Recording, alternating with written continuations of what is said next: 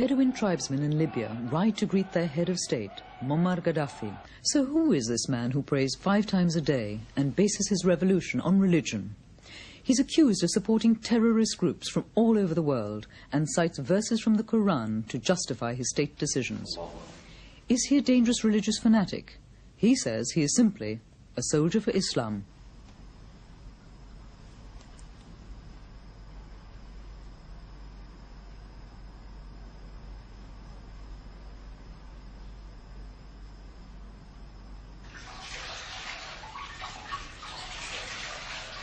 Like all good Muslims, Gaddafi's day starts at dawn with prayer. Here he performs the ritual ablutions which symbolize a spiritual cleansing before he can talk with his God. He's a fervent believer in Islam and religiously follows the moral code of the Quran, Islam's holy book.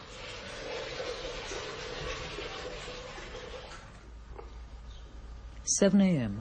Breakfast is a simple meal. A glass of milk, coffee and a piece of bread. It's a soldier's house, furnished right out of the local store and identical to the other officers' homes in the Tripoli barracks. But this is no ordinary soldier. This is the mercurial strongman who's dragging Libya from the poverty of the Middle Ages into the oil technology of the 20th century, according to a code of conduct 1400 years old. He grew up tending his father's camels and goats. His parents were illiterate Bedouin, and it was here that Gaddafi's concern was kindled for the poor of the oasis in the desert interior. Today, his parents still live here in a tent. His parents' austerity is part of Gaddafi's showmanship as the champion of the simple and virtuous in Bedouin life. But their tent is supplied by the army, and there's a water bowser and an air-conditioned caravan outside. It was here at his mother's side that the young Gaddafi's great devotion to Islam was founded and nurtured. I asked them what Gaddafi was like as a child. His father said that he was a pious little boy who never forgot his prayers, and that he was reserved and shut in on himself. At primary school, we were too poor to pay for lodgings, so he slept in the mosque and walked home 20 kilometers through the desert every weekend. His mother had only one complaint. Her son insists that they remain in their tent until every Libyan is properly housed.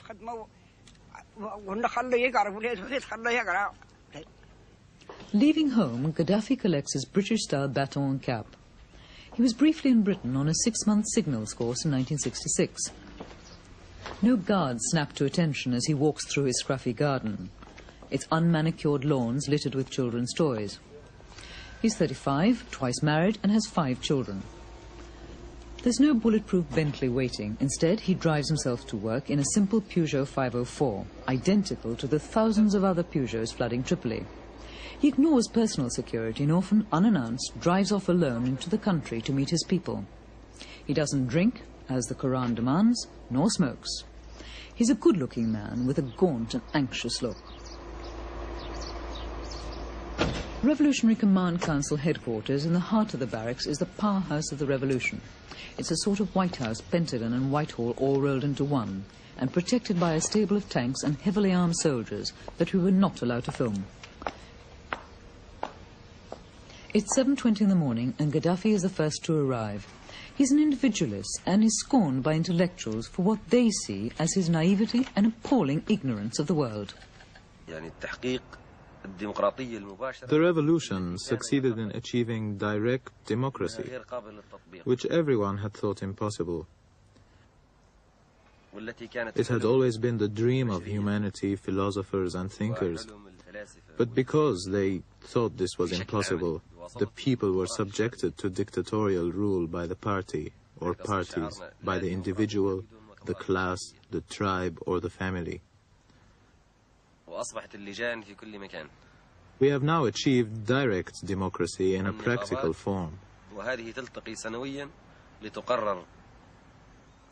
Committees and syndicates are now to be found everywhere, and these meet annually to decide social policy. And thus we see the end of what is called traditional government and the end of all authority other than the people's authority.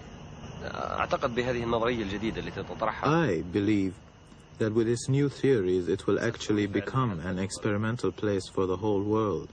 This list of Libyan political prisoners has been compiled and cross-checked by reliable sources. It includes diplomats, lawyers, businessmen and students.